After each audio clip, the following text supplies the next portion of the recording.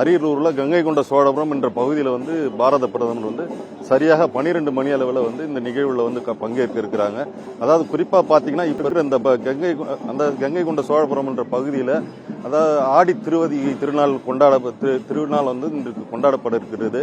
அதற்காக வரும் பாரத பிரதமர் முன்னதாக அருகாமையில் உள்ள அந்த புகைப்பட கண்காட்சியை வந்து அவர் பார்க்க இருக்காங்க. அது மட்டும் இல்லாமல் அதற்கு முடிந்த உடனே பார்த்தீங்கன்னா உள்ளது நேரடியாக கங்கை கொண்ட சோழபுரம் பிரகதீஸ்வரர் ஆலயத்துக்கு சென்று சுவாமி தரிசனம் செய்து அங்கு வந்து தியானத்தில் ஈடுபட போவதாக ஒரு தகவல் வந்து கிடைச்சிருக்கு.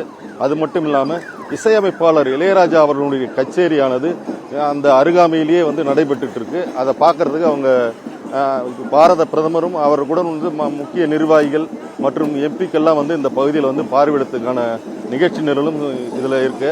அது இல்லாமல் ராஜராஜர் அவருடைய உருவம் பொறித்த நாணயம் வந்து வெளியிட போவதாகவும் வந்து இப்போ இங்கே தற்சமயம் தகவலானது கிடைக்கப்பட்டிருக்கு.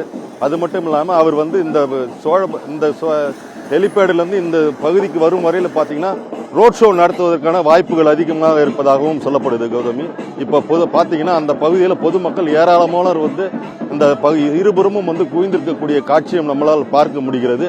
அது மட்டும் இல்லாமல் இந்த இதில் வந்து அரியலூர் மாவட்டத்தினுடைய பாராளுமன்ற உறுப்பினரான தொல் திருமாவளவன் பங்கேற்பார் என்பது வந்து இப்போ நமக்கு கிடைக்கப்பட்டிருக்கு. அதில் வந்து ஒரு முக்கிய நிகழ்வாக கருதப்படுது. ஏன்னா அவர் வந்து திமுக கூட்டணியில் இருந்தாலும் இந்த நிகழ்வுக்கு அவர் இந்த பாராளுமன்ற உறுப்பினர் என்ற முறையில் அவர் வர்றாரு. அது என்ன மாதிரியான தாக்கத்தை வந்து தமிழக அரசில் ஏற்படும் என்பது பொறுத்திருந்து தான் பார்க்க வேண்டும். பாரத பிரதமர் வந்து சரியாக இங்கிருந்து வந்து 2 மணி அளவில் இந்த பகுதியில் பல்வேறு நிகழ்ச்சிகளை முடித்துவிட்டு அவர் இங்கிருந்து புறப்படுவதற்கான வாய்ப்புகள் இருக்கிறது.